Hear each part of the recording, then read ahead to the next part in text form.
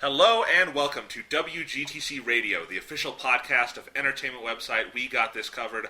I am Jonathan Lack. And I am Sean Chapman. And we are here to talk about video games again. Yes, again. We've been doing this. It's been like a week since we did this, right? Man, yeah, it's crazy. That's the illusion we're keeping up here, at least. So last week on the podcast, we started our countdown, our epically anticipated countdown of our top 10 favorite video games of all time to complement our lists of favorite movies, favorite TV shows. It's a 3-part episode. If you didn't hear last week, that's where we started the countdown. We did numbers 10, 9, and 8 on our lists, plus a bunch of honorable mentions. We're going to continue this week. We're going to talk about 7, 6, 5, and 4. Next week, we'll finish it all off with 3, 2, and 1. I'm out of town for this whole period, so that's why we're just recording a bunch in advance so you can hear all these episodes. We got a lot to talk about here. So, Sean, let's give them the old recap and then get back to... All right. Yeah. The old recap. The ye old recap. And then we can get into talking about some more games. So my number 10 choice of my favorite video games of all time was Minecraft. Yep. Your number 10? My number 10 was Journey. My number 9 was Red Dead Redemption. And my number 9 was StarCraft. My number 8 was Portal 2. And my number 8 was Half-Life 1.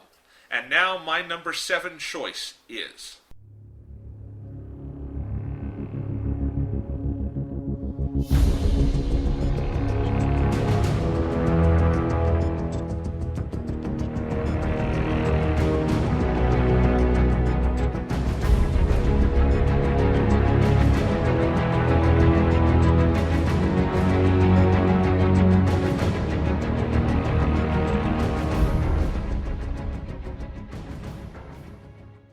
Batman Arkham City, developed by Rocksteady for the 360 and PS3, is my favorite... And Wii U. Don't forget about God. Batman Arkham City Armored Edition. Yeah, fuck that. Alright, Batman Arkham City is my favorite Batman thing ever.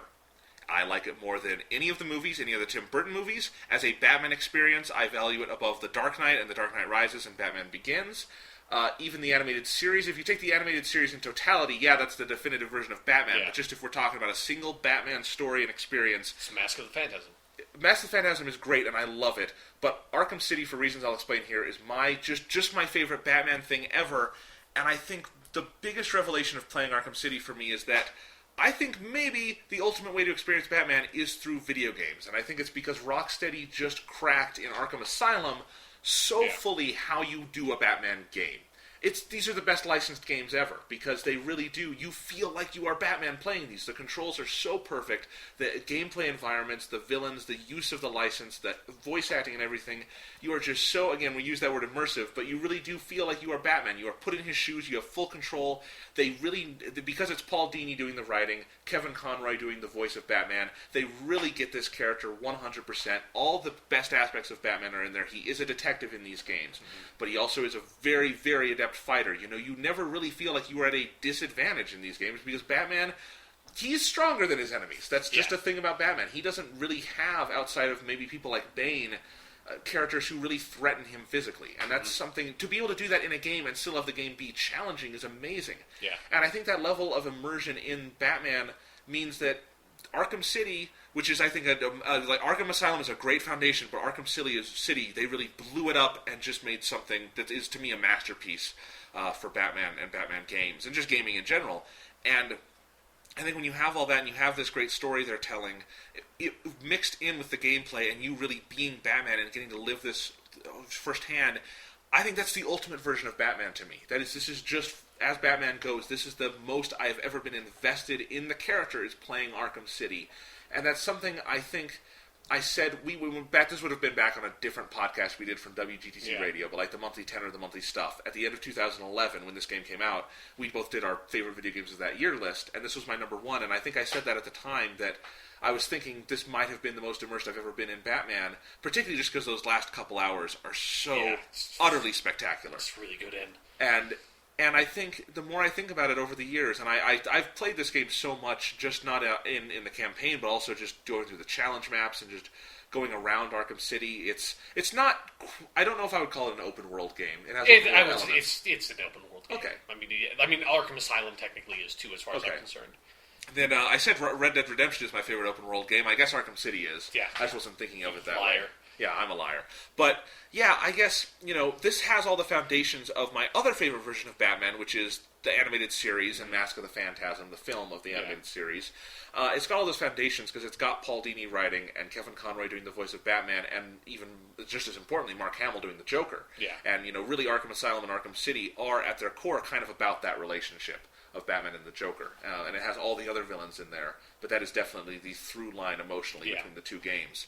And I think Arkham City, Arkham Asylum definitely threw a lot of villains at you. Arkham City does it too. And I think what's so amazing about these two games, and Arkham City in particular, is that while there's a couple of little things here and there where it's like, that villain didn't necessarily need to be there for the story, Arkham City is just such this beautiful kind of symphonic tapestry of villains and story points, and they tie together so flawlessly in those last couple hours, where Arkham City, if I'm telling you, if I'm not finished with it yet, it's just a great Batman game I love. But you finish it, and you have all the stuff with, who's the main bad guy in the game who's running the tower? Hugo Strange. Yeah, Hugo Strange. I just forgot his name. Hugo Strange, and Ra's al Ghul, and Talia, and Catwoman's in there, and the Joker, and all these things, and Clayface, and those are all tied together so seamlessly, and so much shit goes down at the end of that game. Just as a story, it is phenomenal, because you are on the edge of your seat from start to finish playing Arkham City, and it is such a great mystery figuring all this out. But then at the same time, I think emotionally it does such great stuff with Batman and the Joker, but particularly Batman, just kind of living this life where he is pushing himself in Arkham City so far past the point of endurance, and he goes through so much pain in this game, both physically and emotionally, and getting to the point where the ultimate emotional punch is his greatest enemy dying. Yeah. And I'm sorry if I've spoiled the game for you. You've probably seen it. Yeah, it's Spoiler: like the 2-3 years old. Yeah, the Joker. The game ends with the Joker dying, and I feel like I have to say that to discuss it because that is such a brilliant choice. And it is a choice that really ties these two games together so well and leaves you on this note where, when you finish Arkham City, that's one of those games for me where you just have to sit through the credits kind of catching your breath. Because you can't believe what you just saw. Yeah, because Rocksteady just takes so full advantage of the fact that this Batman story they're telling does not have to be tied into existing continuity. So, that's one of the main problems with, comic books and stuff like that, is it's the Joker's never going to die, and Talia's never going to die, or Robin or any of these characters are never going to die, or even if they do die, they're going to come back because it's fucking comic books, and they always do. And so since doesn't need to be that, it's they're okay, what if we can just do this? What if we can kill the Joker? Let's do that in a story, and let's make the story about that. And that's so interesting because you just don't get to see that anywhere else. Yeah, and mortality is one of the main themes in Arkham City, and I think it's a fascinating theme to study in the context of Batman. And they do such interesting work with it throughout.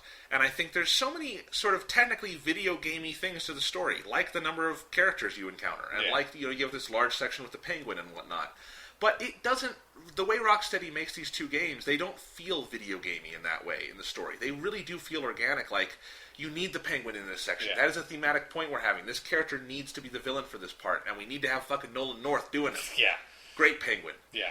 And by the end, we do need to have Talia and Ra's and Hugo Strange and Clayface and Catwoman and the Joker all tied into this together because they are part of a larger story we're telling. And that larger story has such major implications for how they view the Dark Knight in these games and what their interpretation of Batman is. And I think it's so cool. This is the main difference between these games and the majority of licensed games, is that they take Batman and they're not doing it to cash in on Batman. They're making a Batman game because they have an interpretation of Batman that, while it has roots in the animated series, we have not seen this kind of Batman before. It is a new way to look at the character in many ways, and I think that is so incredible. And while I completely agree with you, for me, Mask of the Phantasm is the best filmed media version of Batman ever. Yeah. Mask of the Phantasm is A+. But for me, in terms of just what Batman stories I love the most, this is number one, and Mask of the Phantasm is number two, because I feel like as a game, it's so cool that you can use the video game medium to take a character who is a comic book and movie and TV character and take him further to me than ever before. And I love Arkham City. And this is before even talking about the gameplay, which is so much fun. And Arkham Asylum is close to perfect in that battle system, but boy, they refined it in Arkham City to the point where there's like a one-to-one connection between you and Batman. Yeah, and it is easily the best third-person action combat that's ever been made. it is completely unbelievable. Absolutely. How fluid and easy to control and satisfying the combat is in these games. Yeah, and I just love doing the challenge maps and just playing the pure fights, but it's even more fun, in the game itself when, there's a lot of situations kind of like The Last of Us is actually a game that reminded me of Arkham City, because there's a lot of these environments where you go in, and obviously in Arkham City you're going to kill everyone or get them down. Yeah. And in Last of Us sometimes you'll Your go Batman past. probably kills people because you're so fucked up. He probably just snaps everyone's necks. But in any case, Batman, you've got these large environments, there's a bunch of enemies, and you want to do it as stealthily as possible. So it's so much fun that way to just figure out, I've got this room, I'm Batman, I've got all these gadgets, and I'm really strong. What do I do? And you can tackle it however you want. It's, again, a game that encourages a lot of creativity on that level, I think. Like Arkham Asylum and Arkham City definitely are some of the sort of the best examples of that aggressive style of stealth game. And then, that's just even more heightened when you do the challenge rooms, where it's you have to eliminate all these people, but if you want to get, the 3-star version or the 3-batarang version or whatever they do, you have to, you have to knock out 2 dudes, at the same time on a line launcher or something. And those, it basically becomes a puzzle game there, and I find that aspect of it really fascinating. They're just, straight up, we're going to turn this into a fucking puzzle game, but it's a stealth game at the same time.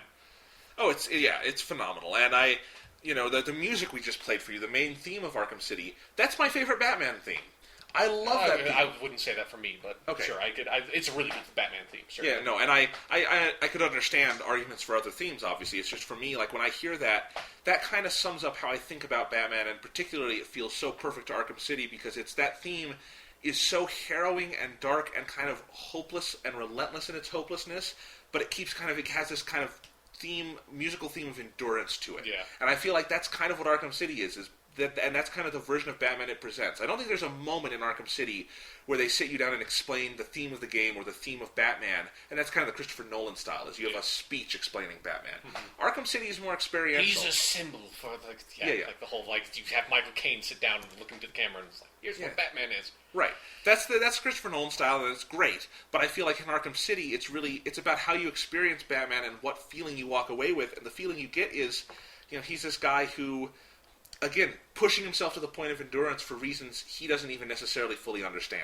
Yeah. And because it's just his role, and and I love that these games isolate him in environments with villains, because that is where he is at home. Mm-hmm. And they are such smart games, and I love Batman as a character so much, and you put him together with just the perfect Batman game, that has to be on my top 10 for me. It just has to be. Yeah, so. It did not make my list, but it was definitely on the cutting block, because I have played so much fucking Arkham City. I've 100%ed Arkham City. I've beaten it on normal, I've beaten it on hard, I've beaten it on New Game Plus, and I've beaten every single challenge room and gotten 3 stars with all the characters, which is Batman, Catwoman, Robin, and Nightwing. And I should say that all the characters control in different and interesting ways. Yeah. The Catwoman portions of the game, I love, because I love playing as Catwoman. The same way they make you feel like you're Batman, they do that for Catwoman, because they reimagine the basic game mechanics around someone who is more, acrobatic. Yeah, and it's a lot quicker, but it is easier to hurt. Right. Yeah. She doesn't have this massive armor on. Mm-hmm. But it's great, and unless you play the Wii U version, which is the Armored Edition, then she does have armor on. Oh, really? Yes. That's dumb. In any case, and you can't praise enough the work Kevin Conroy and Mark Hamill do in these games. Okay. And, I think it's very fitting that Mark Hamill chose this to be his last appearance as the Joker, because what a send-off. Yeah. It's really great. Yeah, Arkham City it's a hell of a fucking game, dude. Yeah. So that's Arkham City. That is my number 7 favorite game of all time. Sean. Oh, yes. It is now time for my number 7 favorite game of all time.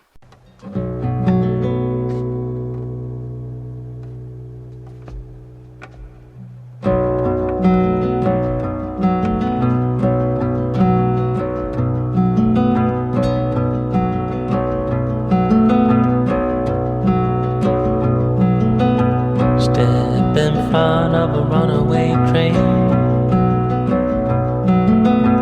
just to feel alive again, pushing forward through the night, aching just to move aside. Red Dead Redemption by Rockstar for the Xbox 360 and PS3. a game which featured as your number 9 on your list, right? Yes, number 9. And yeah, so for me, it's my number 7. So now I get to talk about why I love Red Dead Redemption so much. And before I get into it, I bought the fucking bandolier at the first opportunity available for me the first time I played the game. And I should say, I have actually beaten Red Dead Redemption twice. I beat the game, immediately started replaying it, and beat it again. It's like one of the very few games I've done that where it's just like, well, that was a really good game. New game. Let's start this again. But yeah, Red Dead Redemption is easily the best Rockstar game ever made. I think it was like I've played GTA Vice City, GTA San Andreas, GTA 4, and Red Dead Redemption, and I think it's like you can see, like, for me, I can see very clearly their evolution of like where San Andreas was like the best version of those old school Grand Theft Auto open world games, where it's like they sort of figured out how to have the really silly, over the top version of the satire that they did. And then with GTA 4, they dialed that down so much it made it really serious. And I did really like that, where a lot of people weren't really fond of that sort of change in tone.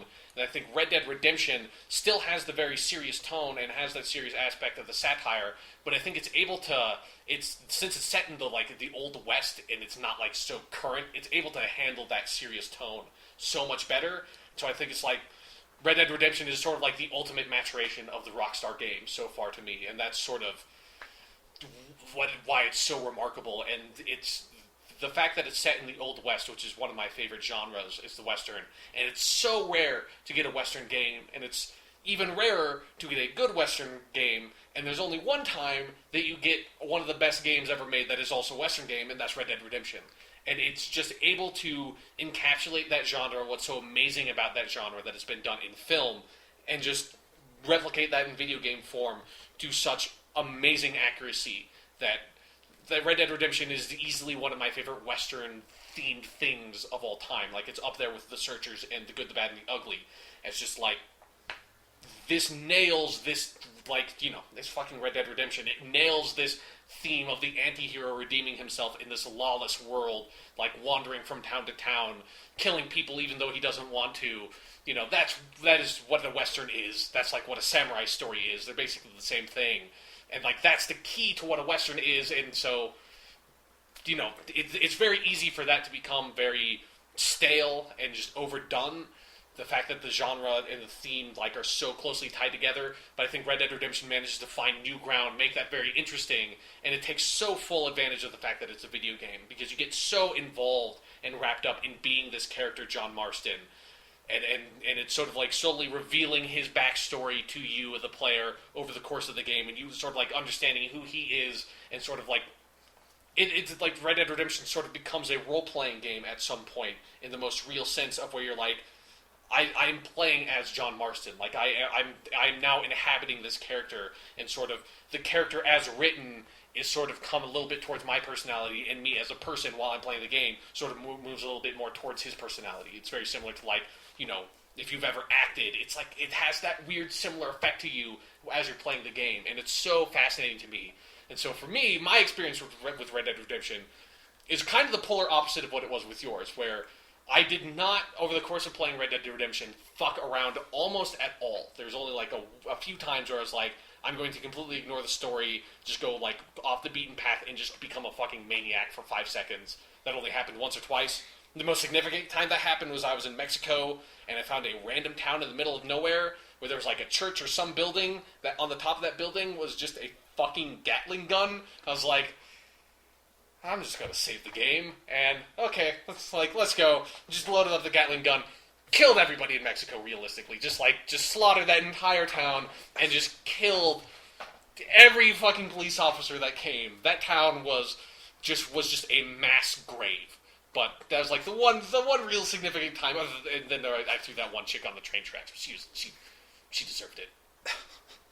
But yeah, Red Dead Redemption. Other than those few times, I played it super seriously, super in character. Got so immersed and involved in what was going on, just sort of exploring the world and inhabiting this really richly realized Western world. And then, it's Red Dead Redemption is so fucking good. I played that game just so just so much when it came out, where I beat it to completion, then played it again, beat it to completion. And when I say to completion, I don't just mean I beat the story. I mean both times I played the game, I beat the story, and like every single little like shoot 2 rabbits and you unlock the next sharpshooter, like those things. I beat those on both of my playthroughs. I just like played this game to fucking death, and I loved every single minute of it. It's the story is so well realized. I mean, you talked a lot about the story, and I agree with basically everything you said. I want to talk about the moment that is personified by the song we played for this. Okay, sure. The song is Far Away, and Yeah. it's when you go to Mexico for the first time. And that really is a turning point for the game, because you're getting... It's the first real step towards what John Marston is looking for. Yeah. And you go down to Mexico, and as you're riding your horse down into Mexico, it plays this song, and it doesn't... Suddenly it feels like the rules of video games are being rewritten.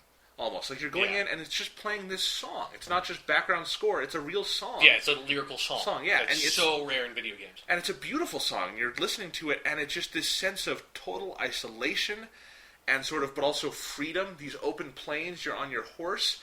That is one of the most powerful moments, not just in a game, but in any story I've ever seen. Yeah. And that interactive component where you are this character and you're just riding down with this music playing. That, to me, that's Red Dead Redemption. That is Red Dead Redemption in a nutshell. That moment is phenomenal. Yeah, and then they replicate. There's a very similar moment at like the end of the game when you finally are able to go back to your family, and it's like they play a different song there. Yeah, it's definitely like Rockstar also did a similar thing in Max Payne 3, where they just straight up play a lyrical song during the game, which is like for an action game that is like just a crazy thing to do for both Max Payne 3 and Red Dead Redemption, because it's just like nobody does that, because it's clearly something that is like you just have to trust that the pacing is going to work out at a certain point, because that's the main reason why it doesn't happen. Because it's like lyrical songs as opposed to instrumental songs. It's like you can't just like loop lyrical songs over and over again or whatever. It's like you can't. You just like throw extra tracks in to like make the music more dynamic with the lyrical song. You just play the goddamn song, and and with one of the just with Red Dead Redemption, like some of the things where it's like my favorite thing about the game was just inhabiting the world, which is basically what you said for you too. And just to highlight that fact where stuff, like just little details of stuff that I just like unconsciously did, where it's like I just like named my horses, like for no reason whatsoever. It was just like the first horse I got, I was just like, I'm gonna name you Argo. And it's like, because I don't know, I like Greek mythology, so it's like I named him Argo.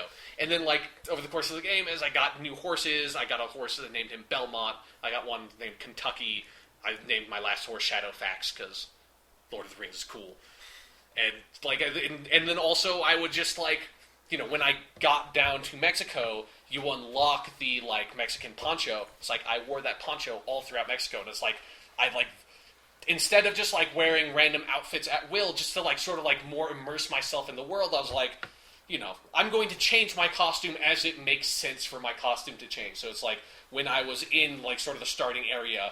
Eventually, if you're not a complete monster and you end up getting a certain amount of good honor, you unlock a lawman's duster coat. So it's like, okay, when I unlock that, I'm going to wear that. Then we get into Mexico, I wear the poncho because you're not going to wear a coat down in Mexico. And then when I get back up into the eastern, more civilized sections of the world, you end up unlocking the sort of the black version of that coat because you get the Legend of the West or whatever for beating all the challenges. And so then I put it on there, and it's this interest, it's just the game brought out something in me I absolutely did not expect it to do, of just I want to inhabit and act as this character in this world because it's so engaging, it's so beautifully realized, the graphics are so incredible, and not just the technical quality of the graphics, which are certainly amazing, but the aesthetic qualities that they bring out of just Westerns are some of the most beautiful films ever made because the locations they go to have such a harsh beauty to them and such rich, earthy colors that they replicate that so amazingly in this game. And the way the color palette sort of changes as you get to Mexico and when you move to the more eastern areas, and it feels very distinct. It's just incredible.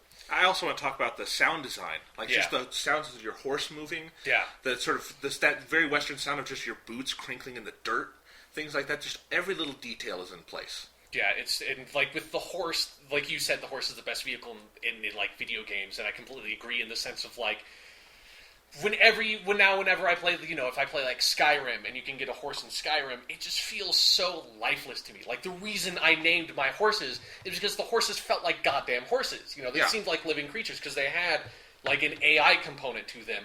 Obviously not when you're riding them, that's a very common thing, but even while you're riding the horse doesn't just like, it doesn't act like a car or a motorcycle, you know? It's a horse, it's a living being. It's not just going to drive off or like run off a goddamn hill. Although you can make it do it if you work hard enough. You can make it if you work hard enough, and you're a complete fucking... What the fuck is wrong with you? I didn't even know you could, because I never tried. What the... But the horse, when I say like the horse that does not jump off the cliffs, like what that means is that like when you're heading towards the cliff, it will naturally turn away, and it's like if you're, you know, riding on a path that there are cliffs on either side, it's sort of teeters in between because it's sort of unsure of its footing. Like that, the way the horse behaves and moves is so incredible, and animates too. Just visually. I wonder if they mocapped a horse. I imagine they probably mocapped horses, and I want to see behind-the-scenes footage of that. But that'd be great. I mean, the animation of like the muscle moving behind the skin, because like it's just something that you can. It's so vivid that it's like you don't think about most of the time, but it's like when you see it, it's like that's the way a horse looks when it moves, and the way its muscles, like, because the horse, like, the legs are so strong, and it's like the muscles are so dense behind the skin, it's like you can really see that.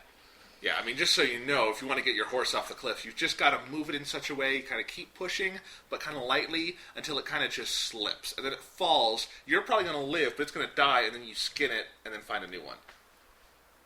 How did you play this? Like, it's so unbelievable that we had just so completely the exact opposite experience with this game. Like, it's...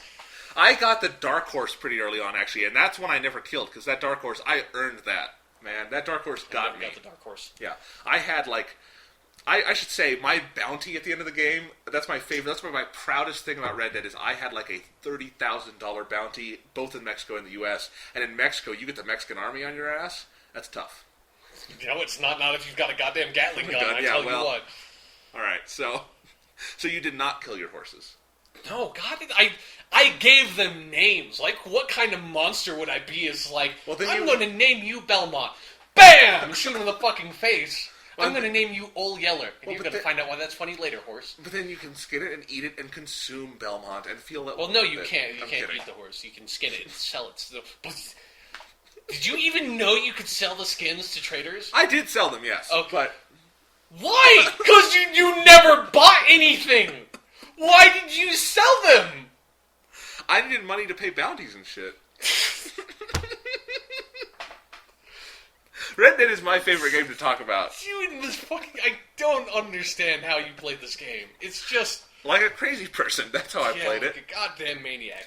It's like Red Dead Redemption, easily one of the best games ever made. Certainly, I think the best open world game I've ever played. And, yeah, like, you know, I'm super excited for GTA 5 and to see, like, what lessons Rockstar are going to take from this and also Max Payne 3 and, like, reapply it to their sort of flagship franchise. I hope you can ride a horse in Grand Theft Auto 5.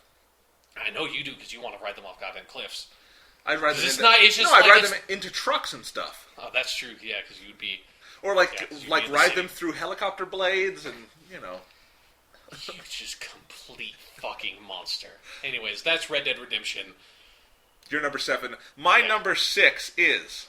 There are loved ones in the glory whose dear forms you often miss when you close your earthly story.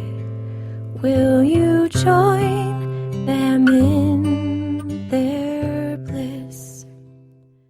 BioShock Infinite by Irrational Games and 2K is my 6th favorite game of all time. Came out earlier this year for the Xbox 360 and PlayStation 3.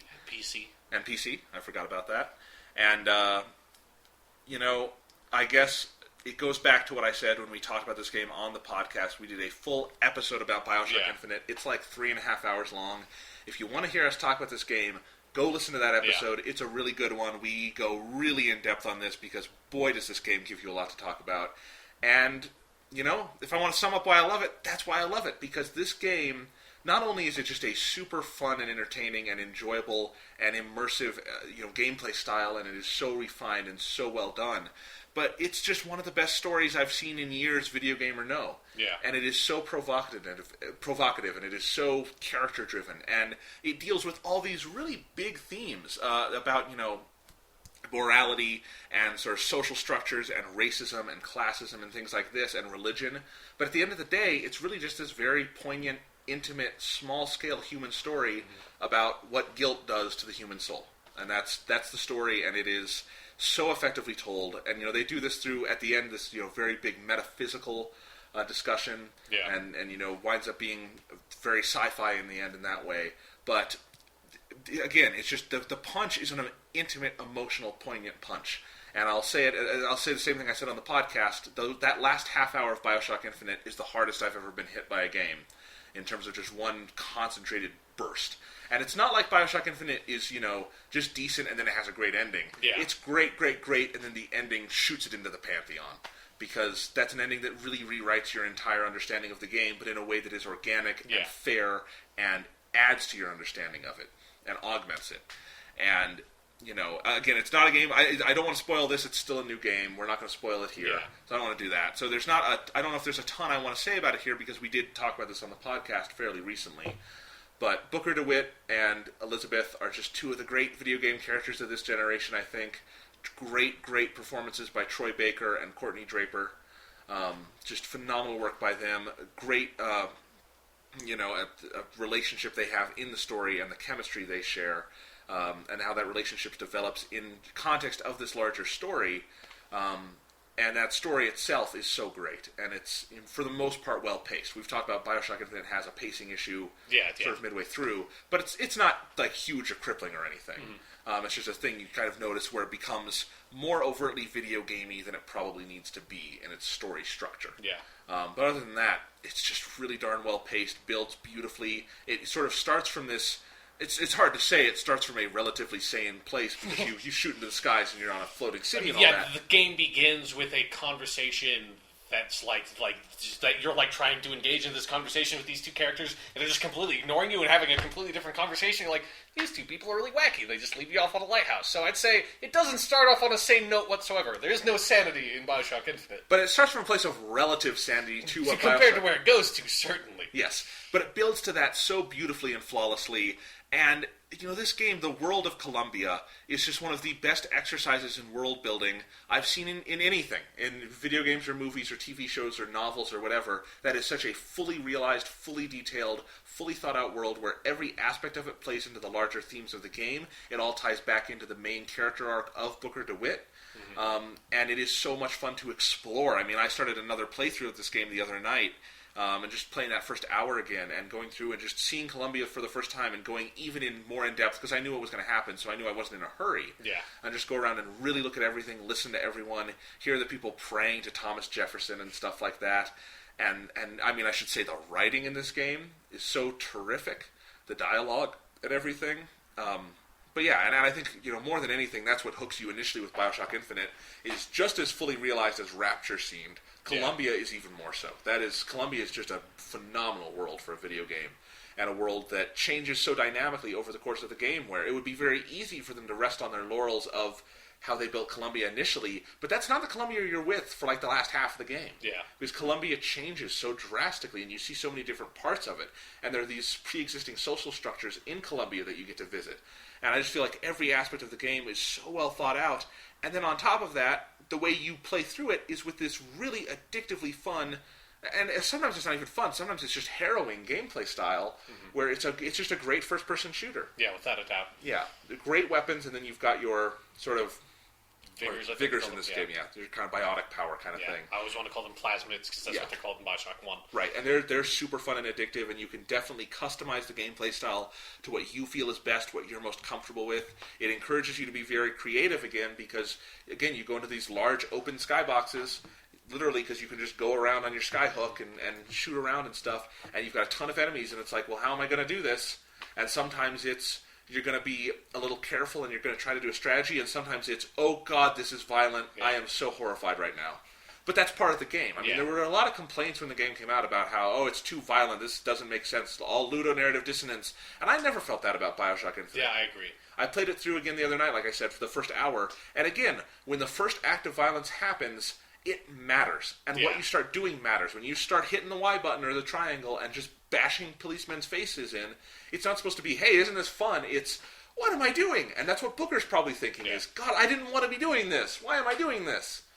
And that becomes a theme, obviously, that, grows and grows and grows over the game with these ideas of guilt and Booker DeWitt being such a thoroughly broken person and what that means. And I think it is one of the best stories we've had in years about religion and guilt.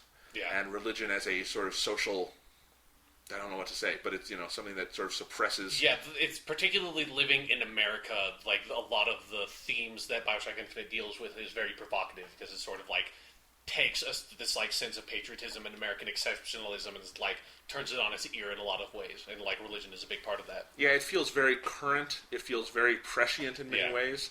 It's it's viewing this all through a lens of American sort of pseudo history. Yeah. But it's still very much about today. You're and saying how, that like the early 1900s in America, like there wasn't this like crazy floating city that some crazy like quantum mechanics lady built? no, That sounded a lot like Jennifer Hale.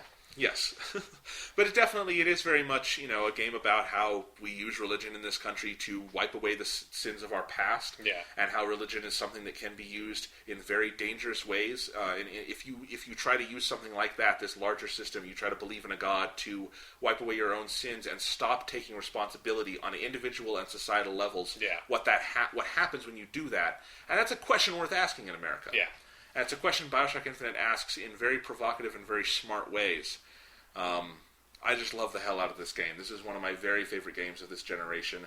You'll see most of the games on my list are from this console generation, and I have not talked about that yet, but it's definitely something where I feel like gaming is so current to me, and the masterpieces are still being made, and Bioshock Infinite is, to me, just an absolute masterpiece. I really love it to death. I'm very comfortable with where I put it on my list. I think it deserves this high spot for me, because it very much affected, my understanding of what games can do, even having been a gamer most of my life. So I really love this game. Yeah, for me, Bioshock Infinite was one of the ones, it's not on my list. It got pretty close to being in one of the lower spots, and I certainly think it is one of the best games ever made, and it's certainly absolutely phenomenal, and it was so close to that on that cutting block. But yeah, Bioshock Infinite is fucking incredible. So Yeah. All right. So that was my number 6. Sean, you ready for your number 6? I am. Yes, I'm ready for my number 6 all-time favorite video game. I want to just go play it right now, really. So, can we do that?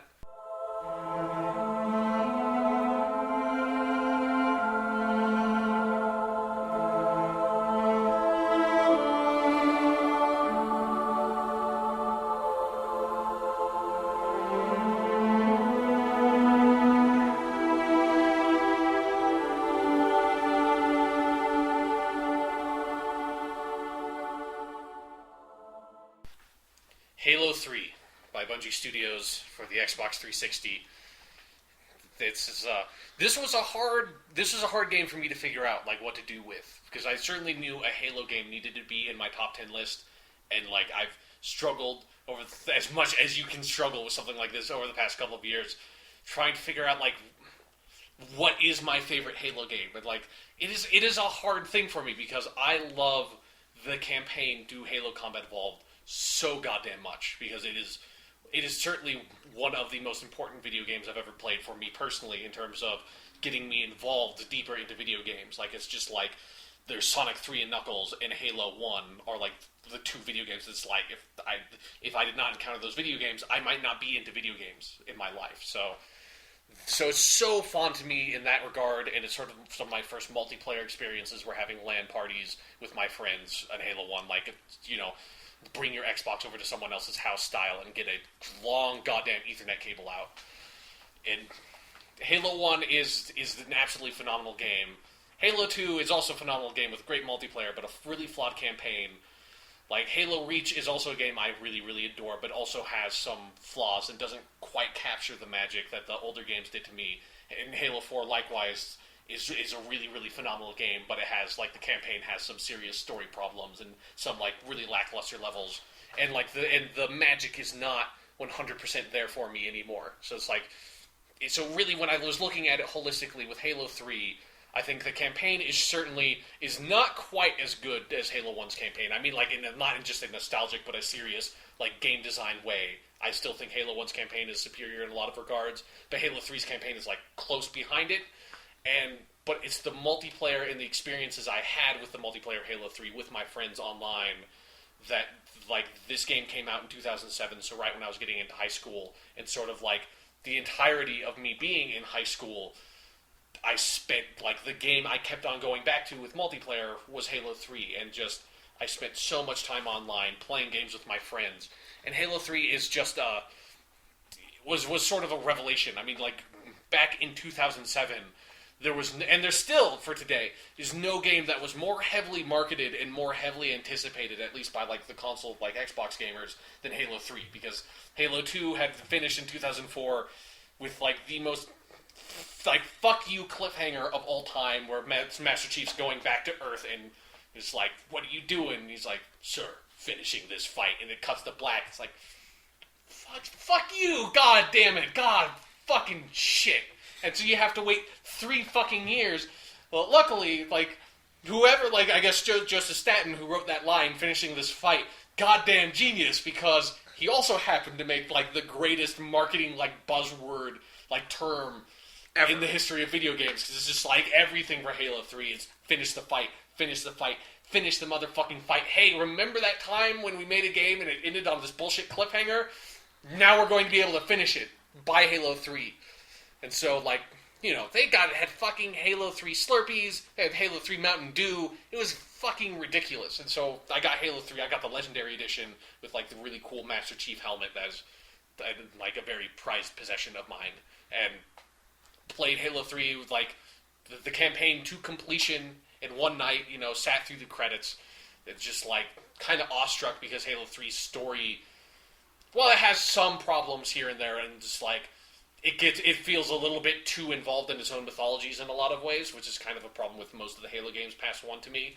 But it still is able to deliver such an emotional experience for someone who enjoys the Halo story so much, and, like, gives you all these just amazing character moments. And there's a lot of, you know, it came out in 2007, so many, like, amazing characters that you've sort of come to know over the course of these games die these really tragic deaths that really affect you, particularly Sergeant Johnson. Rest in peace, man. Sorry, Sarge. We couldn't save you. Yeah, so there was all of that, and the campaign is just incredible in a lot of ways. You know, the Scarab fights in particular are some of my most memorable moments in gaming, of just, like, every single time I play through the Halo 3 campaign, which I've done multiple times now, whenever I encounter a Scarab battle, I want to tackle it in a completely different way, because they're so open, and it's like, sort of, what makes Halo combat great and what sets it apart from most first-person shooters is it's so open, it's so free. It's got this sort of sandbox element of, we're just going to put a bunch of AI enemies in this room, and you're going to have access to whatever, like, weapons you have and have had access to up to this point in the level, and figure out some way to deal with it. And, like, the Scarab fights are, like, the ultimate version of that, because you have this ridiculously huge, powerful enemy that is actually controlled by AI, unlike the scripted sequence in Halo 2, and it's just like, how the fuck do I blow up this giant fucking walking tank thing? And the best way to do it is to get a giant alien motorcycle, drive it off of a ramp, land on the goddamn thing, blow up its control panel, get back on the motorcycle, and drive off as it explodes. Or get into a, like, flying helicopter thing with your best buddy and, like, have him drop off onto one of the Scarabs, because there's 2 of them, and then you go off and jump off the Hornet onto the other one, and you both destroy the Scarabs in synchronicity.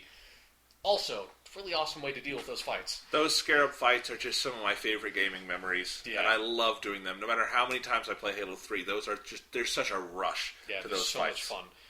But then on top of that, like, you know, it has obviously a phenomenal campaign, and there's so much built into the campaign, like the skulls and the terminals that I had so much fun with.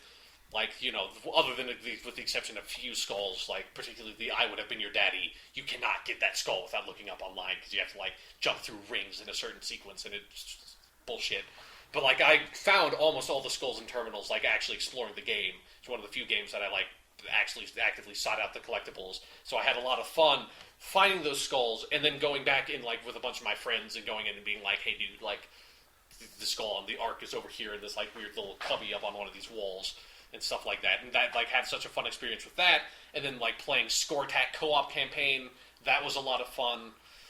And there's just and, like getting the achievements in Halo 3. Like Halo 3 was the first game where I was like, I want to actually get the achievements because it's a Halo game. I love Halo, and like having like to go through and get like a certain score on all the campaign missions, having to find the skulls, having to find the terminals.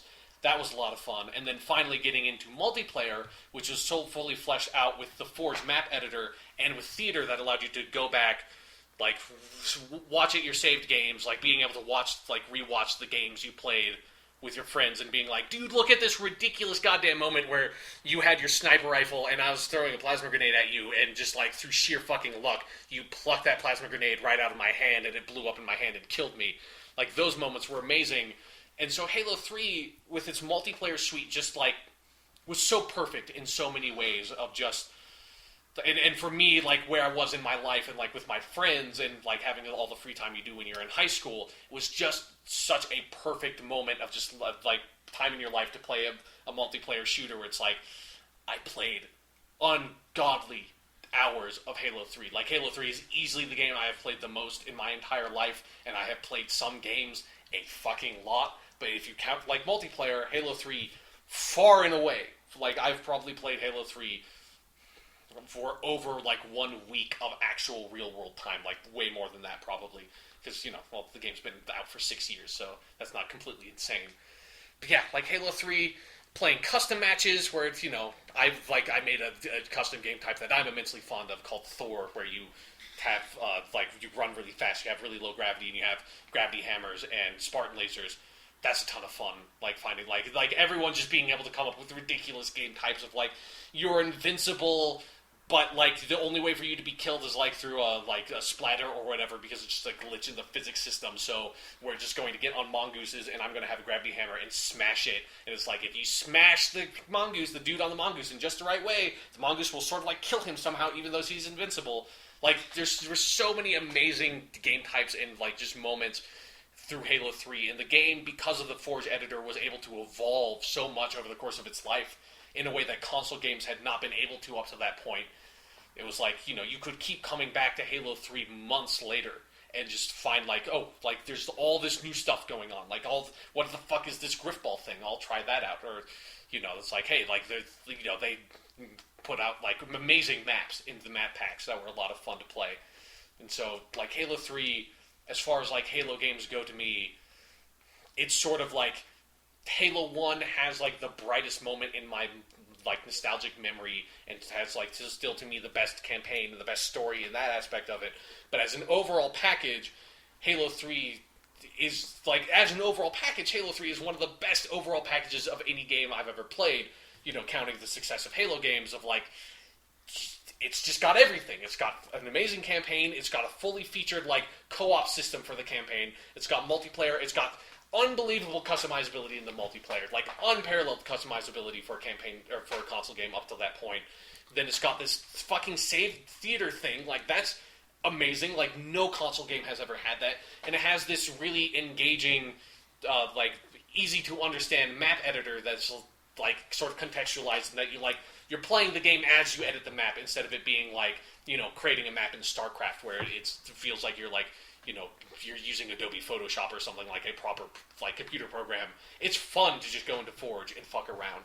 So as an overall package, Halo 3 is so incredible, and I have so many fond memories of it.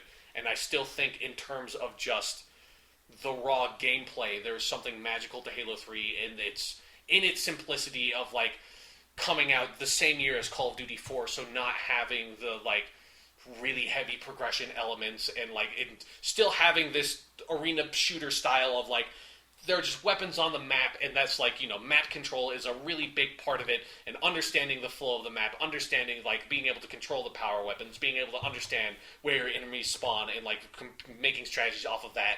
That's the kind of multiplayer shooter experience I really enjoy. It's the kind of multiplayer shooter I fell in love with, and Halo 3 is the absolute epitome of that to me. And I love Halo 2, and you will hear me... I love Halo 2, the game, but I love Halo 2, the game, also. It's got the best multiplayer maps of any Halo game. Absolutely, but I love Halo also, and you will hear me mirror much of what Sean just said, albeit for a different Halo game, later in this countdown. Yeah, I'm really looking forward to Halo Wars, your number one game of all time. Yes. It's going to be an interesting discussion. Have you ever played Halo Wars? No, I've not played Halo Wars, no. Halo Wars is actually pretty good. It gets a bad rap. No, Halo Spartan Assault is my number one favorite. Yeah, because they gave you the beta version of the game exclusively to WGTC Radio. Yes, and absolutely. Easily the number one game of all time. All right, so that was your number 6. That means we're moving on to my number 5 favorite game of all time.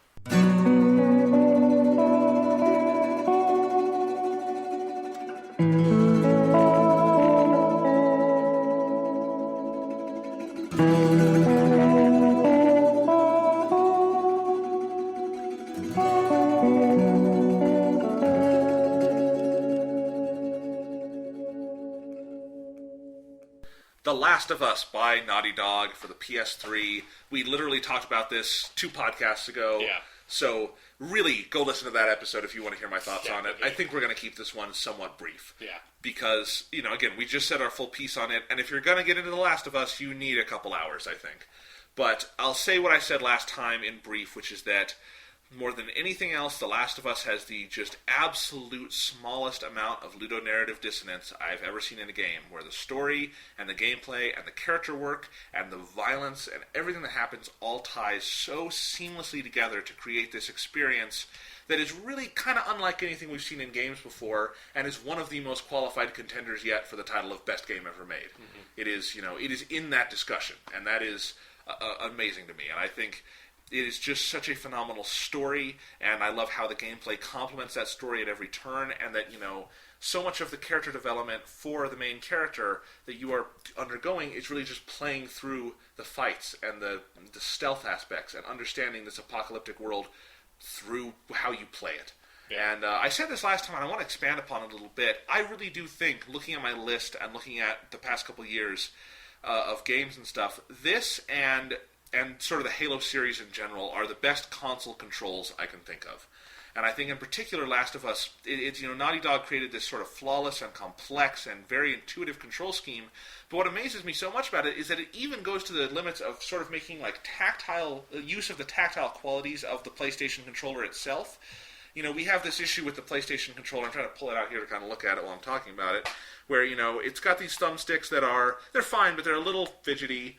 They're kind of they're really, compared to the 360 thumbsticks, they're a lot loose. They're a lot looser, and the triggers are kind of dumb, yeah. And they don't depress in the ways you want a trigger to depress. But they're perfect for The Last of Us, because The Last of Us, the way you move, you have to have this just incredible range on the control stick to kind of move the character, to move Joel in just as slightly as you want, as much as you want. It's very those that feels really right to the kind of precision of the movement.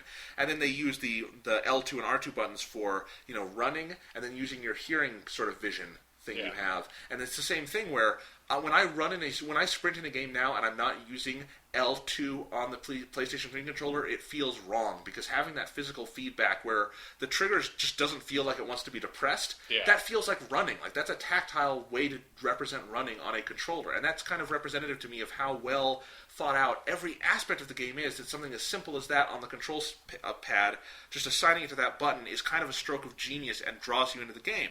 You feel like at all times, whatever character you're playing, you're in total control of that person. There's no wall separating your movement and theirs. That's kind of what it feels like. And it kind of proves to me that motion control is bullshit, because just with a controller, you feel like you are moving that person. And you are so immersed in this game. And of course, what makes Last of Us great isn't, that's something that makes it great, but what makes it a masterpiece is the story they tell. And it's really not a narrative-heavy game. The narrative is fairly simple. It's Joel and Ellie, they got to get to the Fireflies. Yeah. And there's going to be some bumps along the way. And some really creepy people voiced by Nolan North. Yeah. Or one.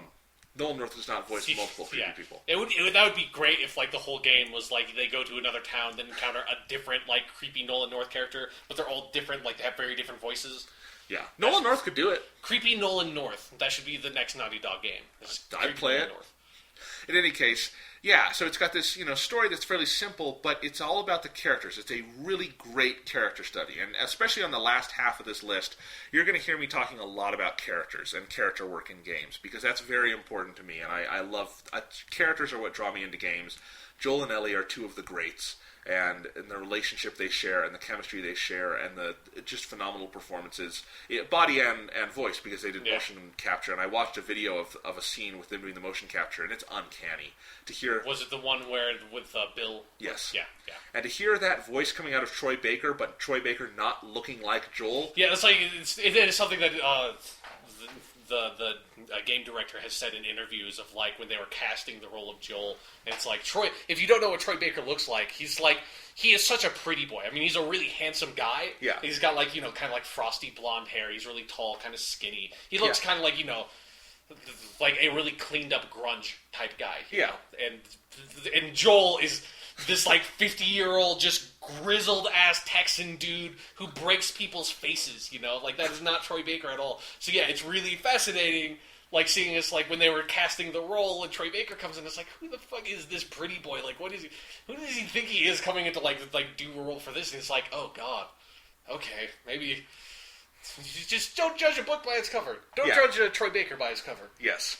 And so those performances are great. The relationship they share is so fascinating, and it gets to this point at the end where, the last third of the game, the winter section and then the spring section, so turns your conception of the game into, what you've been doing. Suddenly sort of you and the violence you've been committing is on the table, and it's all out there, and you're analyzing this, and you get to this end point where, I said BioShock Infinite is my favorite game ending of all time.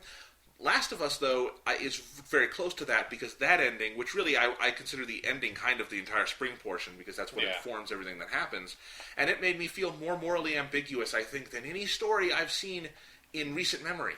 Or ever, maybe. It is just, you finish that game, and you just kind of sit there for 10, 20 minutes, just trying to process what you've done, what happened, what might happen next in the lives of these characters, and how you feel about that morally, if there is any clear way to feel about it in an ethical or moral stance, and I really don't think there necessarily is.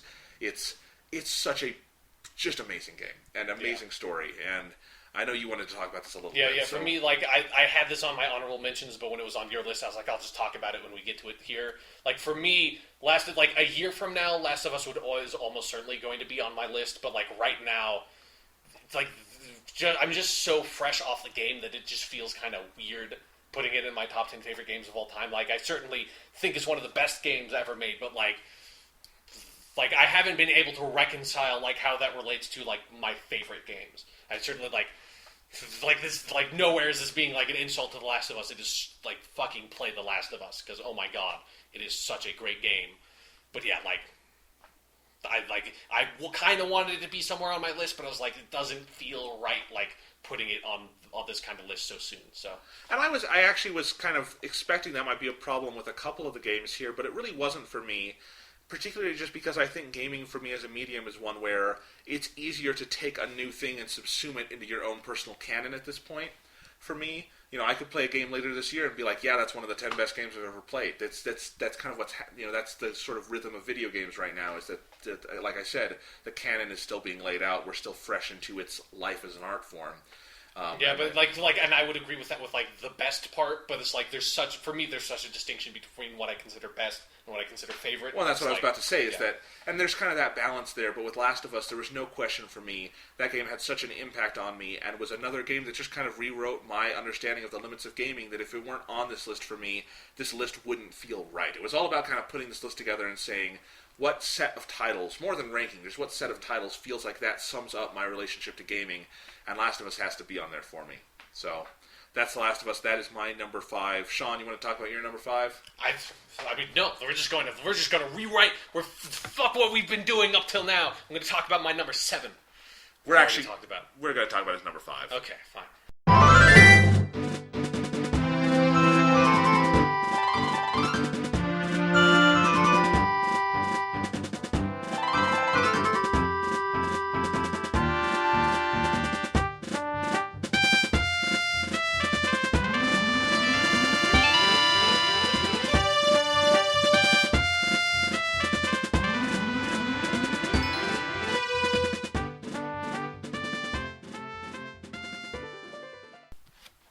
Legend of Zelda: Ocarina of Time, made by Nintendo for the Nintendo 64 in the year 1998, which for attentive listeners across these two podcasts so far will know is the third game from 1998 to feature on my list, which is fucking crazy. And for those that do need some reminding, the first one being StarCraft came out in 1998, Half-Life 1 also came out in 1998, and Legend of Zelda Ocarina of Time 1998. So if you are someone who really likes strategy games and really likes first-person shooters and really likes sort of just adventure games, you owe a lot to the year 1998 because those three genres got completely revolutionized by three completely different games in that year. So 1998, good fucking job, dude. But anyways, that's enough about 1998. Let's talk about Legend of Zelda Ocarina of Time, my fifth favorite game of all time. Which is interesting to me because, you know, we talked about a little bit that 2 years ago on a very different podcast we made a list like this, and this featured very, very highly on my list. I think it might have been my number 2. And because Ocarina of Time is a fucking phenomenal game, and it's easily one of the most, like, it's with, I mentioned before, Sonic 3 and Knuckles, and then Halo Combat Evolved. In between that was Ocarina of Time, which is actually the real game that made me fall in love with video games as a thing. Like, Halo Combat Evolved sort of, like, opened my eyes to, like, this first-person shooter and, like, multiplayer gaming. It's like, Ocarina of Time was like, this is this whole experience, this, like, grand adventure that I can embark on through this game, and, like, I can inhabit this world and meet all these crazy characters and just go on this fantastical journey, and it just transports you into this place, and it's the first game I've played that so completely did that. And so, man, where do you even start with Ocarina of Time? Like, for me, it's boring. What the fuck you? What the fuck are you going? Go leave. Just go. What do you say? I'm just trolling. You just said Ocarina of Time is boring. Go fuck yourself. I've never been able to get into it, but go on. Tell me why I should try to get into it. I already did, because it takes you on a fantastical journey like no other experience. But for Ocarina of Time, I mean, for me, my experience with it is sort of like I never had played to completion, but I had played Link to the Past on the Super Nintendo at friends' houses. So it wasn't like the best way to try to experience that game because I didn't have a Super Nintendo. But with Ocarina of Time, yeah, it was the first game that sort of like transported me into like this other universe, so to speak. And I have a really interesting relationship with the Legend of Zelda franchise because I fell in love with this game so much, and I have tried so hard to fall in love with other Legend of Zelda games, like, made after this. Like, I still love Link to the Past a lot, too, but it's like, you know, I really like Majora's Mask. But past Majora's Mask, I really tried to get into Wind Waker, and it just didn't hook me. And I really tried to get into Twilight's Princess, seriously did not hook me. And it's, like, to the point where it's like, I so disliked Twilight Princess that I didn't even, like, bother to get Skyward Sword and even try it. So it's like, for me, like, I had to come to a point to realize personally that I am not a fan of Legend of Zelda. I am just a huge fan of Ocarina of Time because part of the problem is that I think Nintendo's tried to recapture what they hit with Ocarina of Time with each of the successive games, and every single time you do that, you're going to be further from the mark, and like, because there's such a sense of originality and creativity to Ocarina of Time because they were fucking blazing trails, man. Like, no other game like this had been made up till this point. Like, no third-person adventure game. Like, the whole, like, the concept of, like, this lock-on targeting thing, the Z-targeting in the game, fucking crazy. Like, they came up with this, like, how do we do this, like, three-dimensional third-person combat? Like, how do you even do that? Because it's some of the first 3D games ever made, or at least, like, the first, like good 3D games ever made were like Super Mario 64 and Ocarina of Time. And so trying to figure out how to replicate this previously 2D experience into a 3D world, it's like, it's so incredible that they, like, the first time they tried to do that, they fucking nailed it. And the Zelda formula, which is, I think, like, the first time I think it's, like, sort of the thing that, like, the Zelda formula, since it's a formula, the first time you encounter it is going to be the most interesting time you encounter it, because past that point, you're just like, this is, like, the fifth Forest Temple I've ever played. But, like, playing Ocarina of Time, the way they structure out the game, where you begin the game as Link, this kid living in Kokiri Forest, where, like, all these other, like, sort of, like, they're not childs, because they're, like, sort of, like, nymph people, but they're all, like, kind of, like, small, little tiny people. And you sort of, like, you wake up in this world, you meet Saria, who's your friend, and you get this message sent to you by Navi, this fairy, who from the Deku Tree, who tells you, hey, like, Link, come talk to me. And the Deku Tree sort of like presides over this little like forest world, and you go talk to him, and you realize, okay, there's something going on here. There's this like wizard named Ganondorf, and for some reason he's telling me I need to embark on this journey, and oh, by the way, you're not a fairy, Link. Sorry, by the way, you're a human being. So you're going to get old and grow up, and like you're not like these forest people, so you need to leave. And so you get the spiritual stone from the Deku Tree, and like the moment where Legend of Zelda: Ocarina of Time becomes completely amazing, particularly the first time you played it, and if you played it when you were a kid, is once you leave Kokiri Forest and you go out and you go into Hyrule Field, where that's where the music we played at the beginning of the section came from, and you just see this huge, expansive field just out in front of you.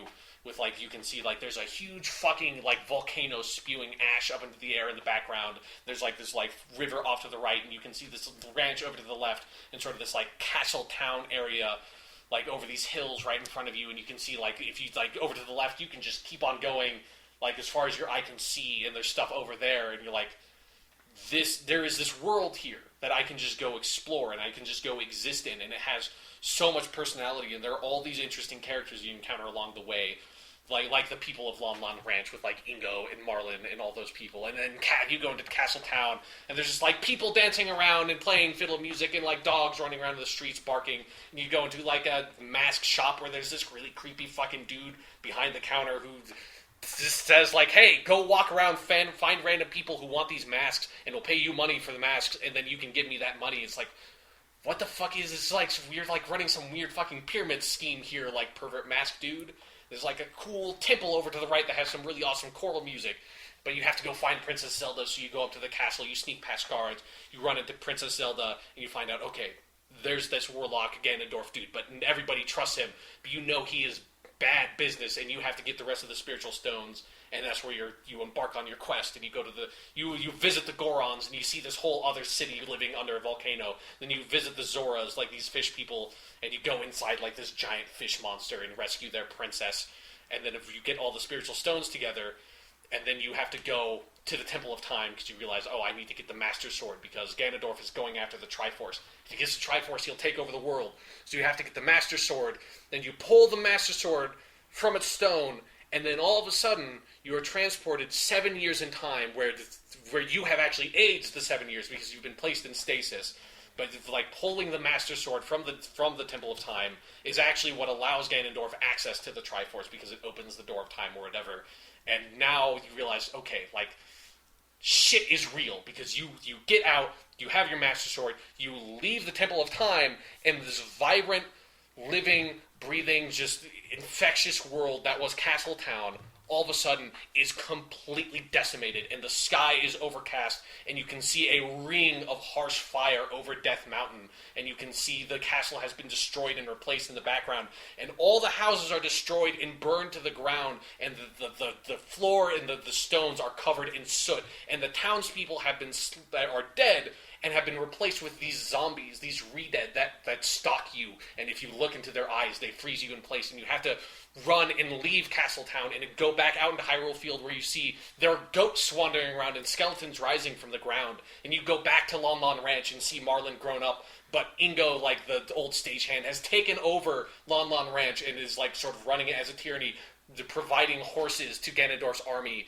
but you manage to steal Epona from him and get your own horse and go out on this grand adventure and revisit Kokiri Forest and realize even Kokiri Forest, this once like elven paradise land, has been taken over by monsters, and there are like there's skeletons rising from the ground and like evil plant monsters that are growing out, and you have to go to the Forest Temple and reconnect with your childhood friend Saria, and just like the story and the adventure just goes on from there, and is so fucking amazing. And especially when you encounter it when you're a kid, it is completely mind-blowing and involving and immersive and fantastical in a way that nothing else had been up to that point, with the exception of the movie The Seventh Voyage of Sinbad. And that's why I love this game so much, is because it feels like that to me. It feels like this just pure fantasy adventure in a way that so few things are able to capture, by being lighthearted and extremely serious at the same time. And like the one flaw that Ocarina of Time has is that at no point in the game do a Cyclops and a dragon fight each other. And that's it.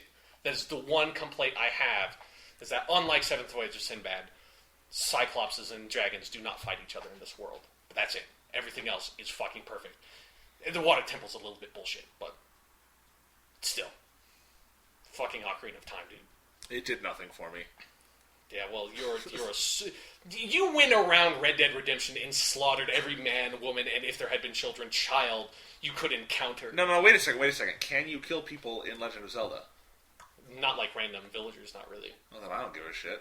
Yeah, no, because you're just this horrific monster. You can throw bombs at a giant Goron, and he doesn't die, but he sort of pops up. For the record, I did kill children in Bioshock Infinite. No, you couldn't kill children. Oh, yes, you can. Are you sure? I thought no. I killed. You couldn't. No, I'm sorry. I killed the kid's mother and left him there crying. Yeah, that's what I did. Okay, never mind. But you know what? Bioshock Infinite's getting swept off my list for that. Sure, yeah. But it's I don't want to stop talking about Ocarina of Time yet. Another amazing aspect of the game is that there's all these little secrets, and whenever I think about the game, one of my most fond memories. Obviously, to me, the two most amazing parts of the game are when you first go out into Hyrule Field, and then when you get the Master Sword and you realize there is so much more going on. Because honestly, the first 3 dungeons and getting the Spiritual Stone and going to the Temple of Time and getting the Master Sword in that part of the game, that feels like that could be a whole fucking game the first time you play it. It's got such a clearly defined sort of narrative arc, and it just feels like its own self-contained adventure in a way. And so then when you realize there's this whole massive part of the game that you haven't even touched yet. You haven't even really experienced the game yet. The real game is being Adult Link.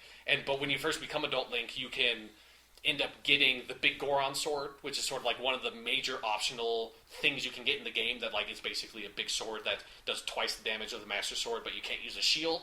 And the fetch quest thing you have to go on to get to the Big Goron Sword is so ridiculous and amazing, because it's just I have to go to this dude and get I need to get a chicken egg from this guy, but I can only hold the chicken egg for 2 minutes, or else something bad's going to happen. So I have to run over here and talk to this woman, and she'll tell me how to wake up the chicken. I wake up the chicken. It's I give the chicken to this guy and get a potion. So I go over here, but it's oh wait, no, I need to go talk to a carpenter. So I need to go talk to a carpenter, and he needs me to go do something. But it's also timed whatever I need to do is I have to do it in 5 minutes. So I have to run all the way over to that side of the world and get this thing all just to repair this shitty knife you bought as a kid that broke, and to get this guy to repair it into a proper sword.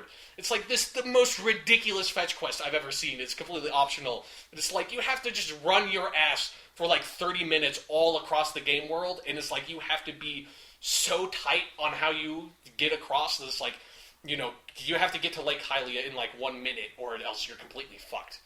And there's so many just wonderful little moments like that, exploring the Gerudo Fortress and stuff in that game.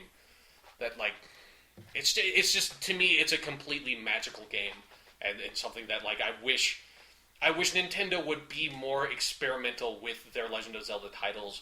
Because Majora's Mask also, I think, it has a very different vibe to it, but since it's so different, it feels amazing in its own way, because Majora's Mask is so dark. Because the entire game takes place in the last 3 days before the apocalypse, and you just keep on going back to the beginning of those 3 days to try to prevent the moon from crashing into the earth.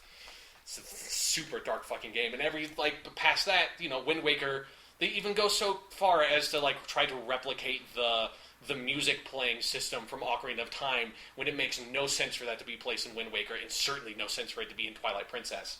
It's I so wish Nintendo would be able to figure out how to advance the Legend of Zelda games forward, because it's as far as I'm concerned, they hit it with Ocarina of Time so perfectly, and I've just been trying to recreate that magic, and it's just not something you can do.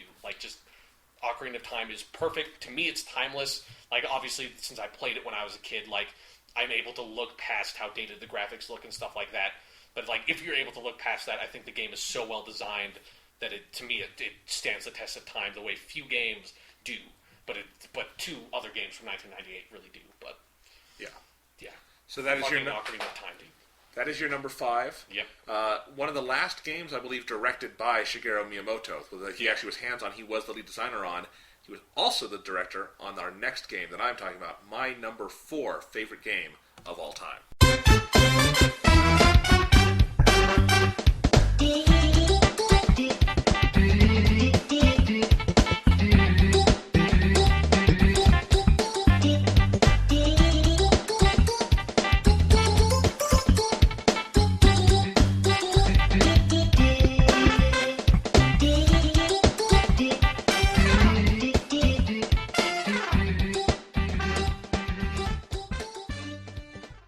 Super Mario 64.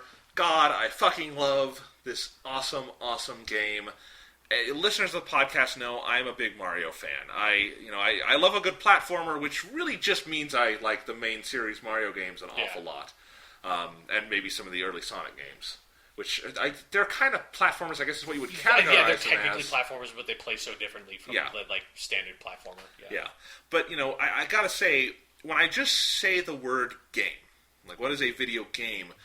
Mario-style platforming is actually one of the first things that often comes to my mind, because I think there's just this sort of sheer, joyful, immersive escapism these best Mario games have, and that just kind of represents the height of this certain type of gaming where it's not about story or characters or anything, it's just about having fun. And, I don't think about movies or TV shows or games that the primary purpose is to entertain. I don't like that viewpoint that it has to, like, the primary purpose is to have fun, and if it's not fun, why even try? Well, okay, entertaining and having fun are very different things, because I would say the primary purpose of all the things is to entertain. That's why you make them. I guess, but I think there are... Entertaining and having fun. Like, you can entertain people by making them very sad. Well, yes, that's true, and we're getting into semiotics here, but yeah. I agree with that. But yes, I think, there are many different kinds of experiences we can have, and I really do value the best Mario games as much as I value something like The Last of Us that is, super dark. That entertains you by making you really fucking sad. And conflicted and just disgusted by what you're doing. But with Mario, this is just about a gaming as pure, enjoyable, fun, game. And I think the Mario games are just so fully capable of engaging the senses that games can do. This is something that games, unlike other artistic mediums, can really engage you to this level that is different than other kinds of mediums. And that's what Mario taught me. And that is why Super Mario 64 is here, because I technically think there are better Mario games past that point. I think Super Mario Galaxy 2 and Super Mario 3D Land, you could very easily argue, are the two best Mario games. Mario is different than Zelda and a lot of the other series in that Nintendo hasn't just made the same game over and over and over again with Mario. Now, Mario has a set kind of gameplay style, but Super Mario Sunshine as a sequel to 64 is completely different in many ways. It's got an actual narrative that goes on, not that it's super in-depth. It is like the Majora's Mask of Mario games. Yeah, and then Super Mario Galaxy is, it's got all these other components to it, these anti-gravity elements. It's a totally different style of platforming at that point. Mm-hmm. And then Super Mario 3D Land innovates again by having this 3D component and this very different style of gameplay to the platforming. And I think they've refined it to such a degree where some of the things they do in Galaxy 2 and 3D Land, I can't even believe what I'm playing sometimes, because the platforming is just so challenging but fun and rewarding, and the imagination on display is just so crazy and out there. The games really feel, for platformers, just very boundary pushing to me. But if I'm being honest, and I want to put a Mario game on here, and it's standing in for the larger Mario series, Super Mario 64 is definitely my choice. This is the first 3D Mario game, and it's one of the first games I probably ever played in depth, because it was our Nintendo 64 was our first home console system. I think I had a Game Boy, was technically my first console ever. But this is our first home console system. If you had an N64, you owned Super Mario 64, obviously. And back in the era where you straight up put games with systems. Yes. I miss those days. Yep. Super Mario 64. Yeah. Very easy to tell. Okay, well, I don't miss because they still do it, but the naming gimmick thing is never loved that. No, but yes. So Super Mario 64, and I think this game I've played more than any other game. Not in terms of hours, but in terms of number of times I've beaten the campaign. I've played it, at least once through on the N64. I've played it much more on the DS remake, which is a really good remake. They polished up the graphics. You can have some extra characters to play with. Yeah, there's like Luigi and Yoshi and stuff. Yeah. Although, I think there's some sort of magic to Super Mario 64 that is central to why it's on this list, that I think you have to play the original N64 version to get, which is that you need that shitty draw distance. God, I tried to play this game 3 months ago, and it's still really good. Past I don't like the game past probably the second main boss, but that draw distance does not hold up. It's like you're trying to collect all the flying red coins or the flying coins or whatever, and it's they just draw 2 feet in front of my face. How am I supposed to angle into them? This is completely ridiculous. How do we put up with this bullshit? Right, and I'll admit I play the DS version because it's superior in many ways. And it's the easier version to play at this point. Just pop it in my DS. But yeah, but the thing about the original 64 is that it has this. There's so much character to the game, to the castle grounds. All the levels are just wondrously designed and so creative. But I also kind of like how there's just this sense of isolation to it. That it's your Mario, and that's all you see. You are Mario. You're on the castle grounds. And these weird ghostly toads that are only ghostly because of the shitty fucking draw distance. But the toads are not on the castle grounds with you. You find them sometimes in levels, and maybe they'll come out. No, it's like when you're walking around the castle, like they're toads. Oh, you'll find just, one like, or two, warming. yeah. Yeah, you don't notice them because they only draw when you're like 1 foot in front of them because shitty fucking draw distance. Yes, but anyway, for the most part, the castle grounds are empty, everything's gone, Bowser's taken everything, and it's this very fun concept of he's taken them into paintings. So the castle is just kind of dimensional empty. Portals disguised as paintings, yes. That apparently Peach, it's a really elaborate crossover with the Portal universe. Yes. So, there's something so cool about that, and so immersive in the isolation, that it's just you're just Mario, and you're out to save the princess and go through these levels, and I think there's something so pure as a gaming experience about that, of it's you and Mario kind of one-to-one, that's it, go play the game, and there's not any frills on top of that. But those castle grounds, some of my favorite memories are just exploring them, and all that, it was almost like, sometimes there was this kind of like, danger, creepy feeling to it when you would get to a new area like the dungeons or something, and you wouldn't quite know what it is. And if you're a little kid, it's like, this is kind of weird and interesting and scary in a way, and really fun in that way. When you start the grounds are really a character in and of themselves and exploring them. But then you go into all the levels, and there are levels that I don't like as much as some of the other ones. I think. Yeah, I think when they get overly elaborate, it becomes because the whole design is.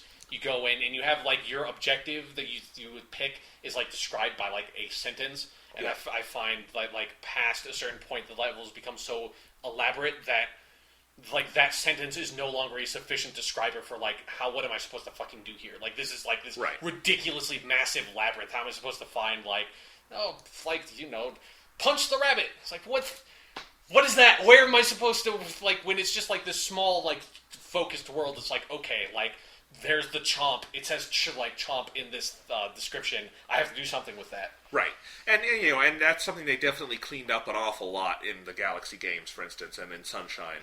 Mm-hmm. But it's an issue where I just think the 64 to me is my favorite Mario game because of what I described so far, but also that you've got to consider, just as you talked with Zelda, they were really blazing trails here on Super Mario 64, and Shigeru Miyamoto, what a unbelievably phenomenal career for him up to that point. And then to make these two games to cap off sort of his directorial career, it's amazing.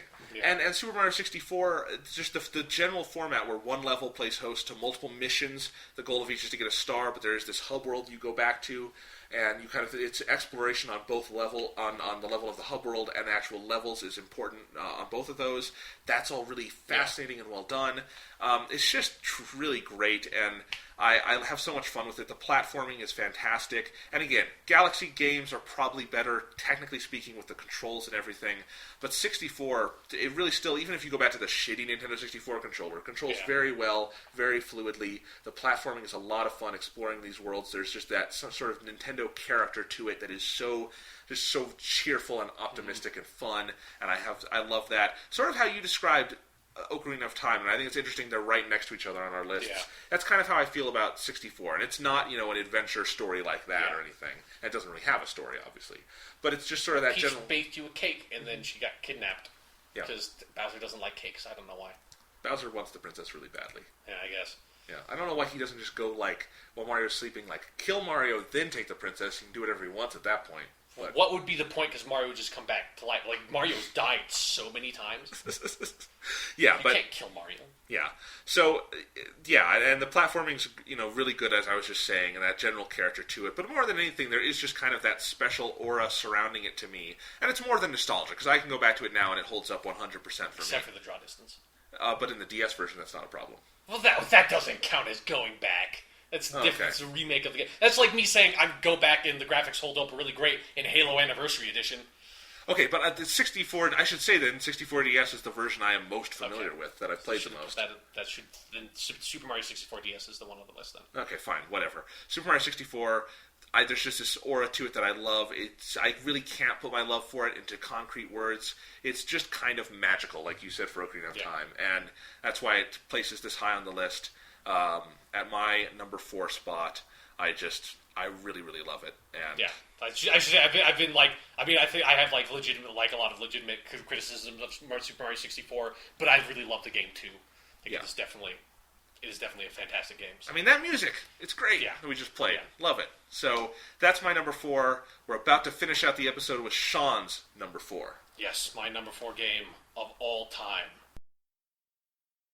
無慈悲な言葉だけがでたらめに街に溢れてるでももう切なく流れてた声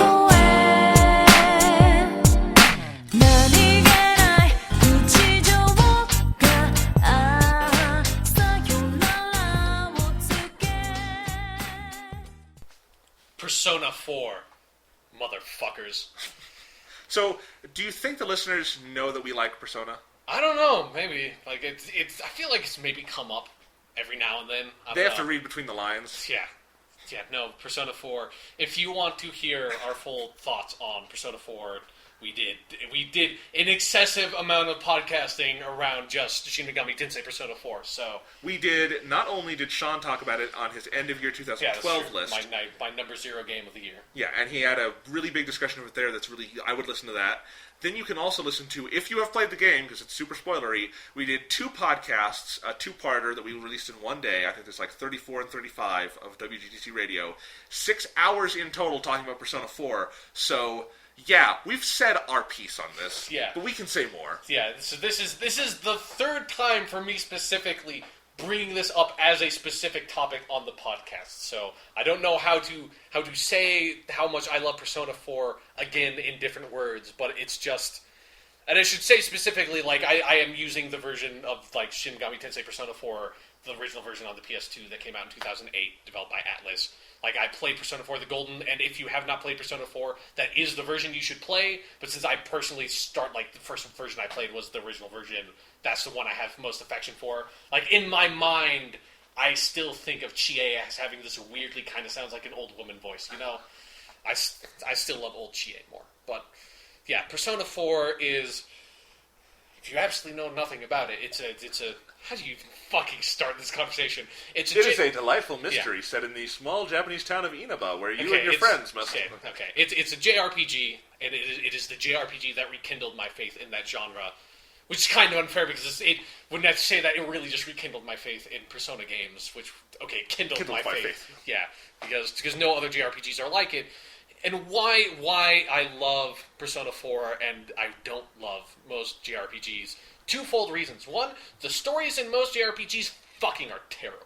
They are so bloated and unnecessary and like the most stereotypical anime-style stories. This is just basically, I guess, maybe Japanese-style stories at some point. But it's like, it's so that in the worst way of like the terrible versions of those that are super self-indulgent, overly philosophical to the point that they say absolutely nothing but think they say a whole lot. And I hate that, and it's so hard. That's like any Final Fantasy past 7 and even a little bit of 7, because 7 started it. Like, it's just, I can't stand it. But Persona 4, I had heard so much good about it from like GiantBomb.com and places like that, where I was like, okay, this game seems really interesting when I looked it up, so it's like, I need to check this thing out.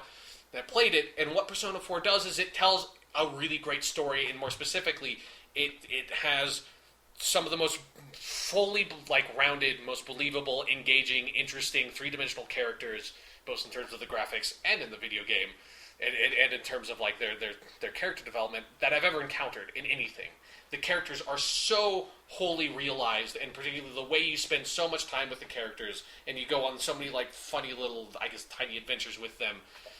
It's so charming and endearing and so immersive in a way of like you feel like these characters become your friends as they become your characters' friends over the course of the game. And that so it holds up this storytelling side of it that most JRPGs no longer do, and most RPGs don't in general, I should say. But then on the other side of that, one of the major problems with most JRPGs is that the games are obsessively and unbelievably repetitive and have terrible, boring-ass motherfucking combat. Which is the games like Pokemon and Final Fantasy games I always find is like, the only thing you do in the game, the only thing you do is get into battles, then select it's just basically a select attack or fire spell for your mage character, and just do that over and over and over again if it's a turn-based game. And that's so boring to me as that being your gameplay mechanic, and that's effectively it. Because it's like, that's not really engaging combat. Something like a Halo or Call of Duty can scrape by on combat being the only gameplay mechanic at all in the game because the combat's really engaging and so much fun, and that's what they put all their effort into. Whereas with JRPGs, or just RPGs in general, most of the effort should go towards like the story and character stuff and like sort of fully realizing that. And then the combat system is sort of like a necessary thing you need to engage and involve you with the game and give you some conflict and ways to resolve that conflict. And so since that's not the primary focus, the combat's never going to be the best part of the game. And so, but if it's the only part of the game, it gets so dull. So Persona 4 and the Persona games solve that problem by having two main mechanics. One is, it has a lot of mechanics, but the primary mechanics are the combat and like dungeon exploration, which is like a turn-based combat that I really love the combat for a lot of different reasons. I'm not going to go on about the combat here, but I think it's a very engaging, exciting version of turn-based combat as opposed to like the really dull turn-based combat. It really gets you thinking. It makes you creative. Yeah, but it's also very fast-paced. Yes. When you know. You feel like you learn so much by playing the combat system, and there's so much to master through the combat system, and once you do master it, you can, fights that feel like I should be able to wipe the floor with these enemies, you just wipe the floor with them and kill them in 2 seconds, and it's you move on. And so that aspect of the combat's really fun. While listening to awesome battle music. Yeah, no kidding. But then on the other primary game mechanic, and the one that's the most interesting, is that sort of the game is split between you going into the combat world and then being in this, the real world. And while you're in the real world, you play as this high school student, and one of the major mechanics is that you sort of have to build relationships with the characters. And as you build relationships with characters, it enhances your ability to engage in the combat by making your personas better. And so that sort of unified, everything sort of feeds into making your personas better to the combat easier. It sort of combines the combat and the social linking, the social element of the game amazingly. And so since you're jumping between this okay, now I'm just going to spend my this week just out living my life as this high school student. I'm going to hang out with Yosuke, I'm going to get some steaks with Chie, I'm going to study at night while I'm not studying in my actual life in the real world. And this and then I'm going to go, it's a rainy day, but I don't want to go into the TV world and go into all the fighting the dungeon bullshit. So I'm just going to go get a rainy day mega beef bowl or whatever and get my social stats up. The fact that they have those two different gameplay systems, but that are but they're mixed in just they're both sort of trying to accomplish the same thing. It's so perfectly balanced, and it fixes the pacing problem that all RPGs have, but particularly JRPGs have had. And so that alone makes Persona 4 just an absolutely outstanding game of you take a look at this genre that has become unbelievably stale, and it's how do we make this not stale anymore? How do we breathe life into it? It's by taking this completely different sort of dating sim style gameplay stuff and slapping it together with a really engaging turn-based combat that Atlus developed over the course of making a bunch of Shin Megami Tensei games, which is sort of the father series of Persona.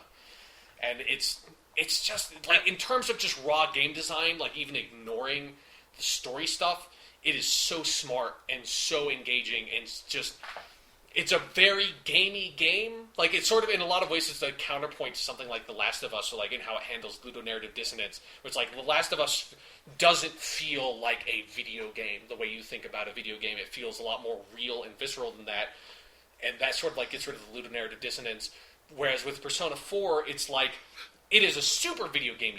You're bumping up stats and getting discrete levels on the social link and having discrete levels, and you have turn-based combat system that you load into discrete battle scenes and stuff like that. It's super gamey, but you never think about it. It's just it's so natural. It's whatever. It's a video game and it's fun and engaging on that level, but it's it never feels you can make the jokes about turn-based combat. Why doesn't everyone attack at once, or why is everyone just standing around for 5 minutes? But it's you don't want to make those jokes. It's just, it feels so natural. It's whatever. It's turn-based combat. This is what happens in this world in some weird way. And I think it's all because it all works in service of such a great story and character arcs, and those are directly our understanding of the character development and the arc of the character development and the thematic development is all related so closely to the gameplay. Yeah.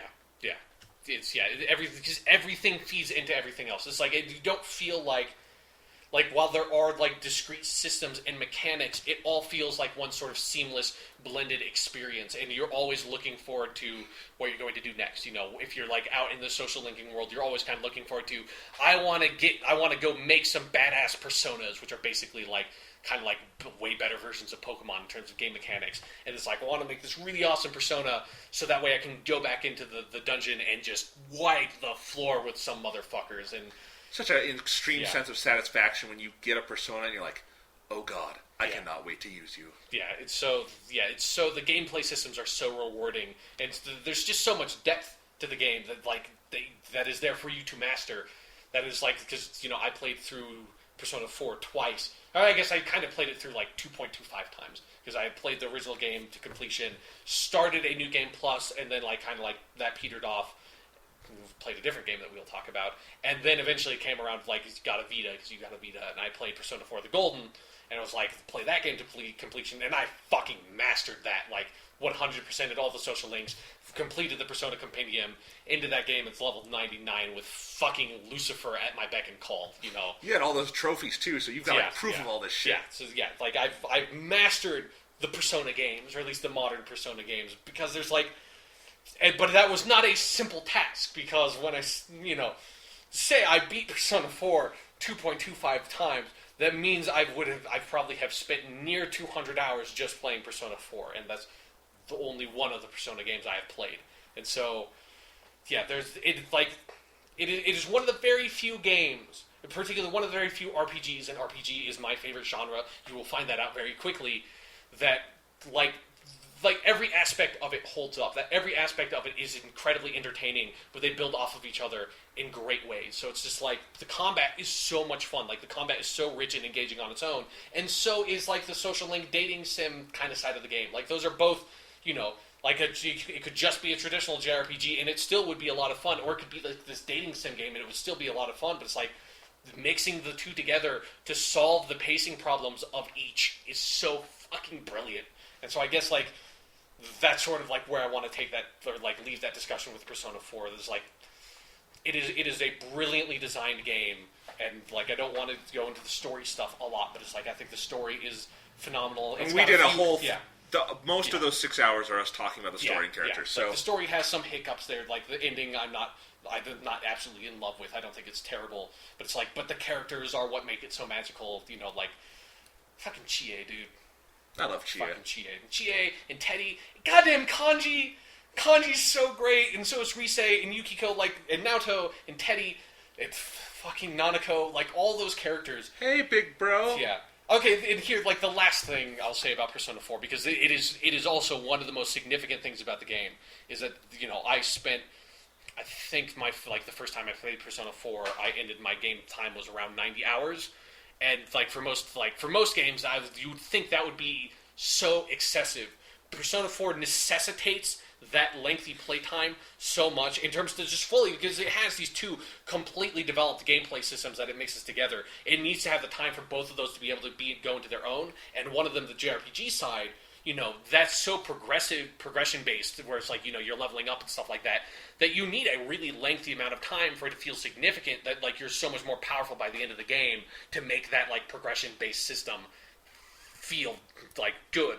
But so they take advantage of that in the fact that the game takes place over the course of a year, effectively in real time for them, and that, you can only take, a certain number of actions each day or whatever, so it's not you don't...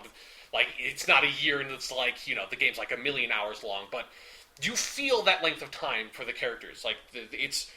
The characters change so much over that year, you change so much over that year, the character you changes so much over that year, that it's just the way it uses gameplay mechanics and the way it fixes its own problems with amazingly creative solutions. It's if this needs to be a long fucking game, it's going to take place over a long period of time, where it's most RPGs are this takes place, in a Mass Effect game, Mass Effect 2 takes place over the course of a week or, like, 5 years. Like, I don't fucking know. Like, fucking Shepard never goddamn sleeps. You go to bed 365... Okay, not actually, because it skips a few, like tests or whatever, but almost 365 times. You go to bed. You fucking go up to your room. It's like, you feel pretty tired. Maybe you should go to sleep. It's like, yeah, okay. You go to sleep, get up in the morning, you go to school. Maybe it's Sunday. You go hang out with your friends. You leave Nanako alone so she can watch TV and be depressed on her own. And then you go fight some monsters. Yeah, exactly. Then you go fight some monsters. Like, the game takes place over a goddamn year. And it takes, 90 hours for you to experience that year. But by the time it's done, you're like, well, gee, that's I guess now I know what it is like to live as a second-year student in a Japanese high school that also has magical persona powers and goes into a TV world and fights monsters called Shadows and has to understand and face his true self and solve a murder mystery. I have lived that experience. I have lived that fucking experience. And that's what video games are for, is for you to be able to live experiences that are amazing and fantastical and that you can't actually experience in a way that other media can't do. And Persona 4 is certainly an example of that at the very top of its form. So... That's it. That's my number 4. Is Persona 4. Seems fitting. We will be back. We will be back at you next week with the conclusion, the epic, long-awaited conclusion to our list of the top 10. What will be our number 1 games? Superman 64? Halo Wars? Who knows? Tune in next time on WGTC Radio, top 10 favorite video games of all time.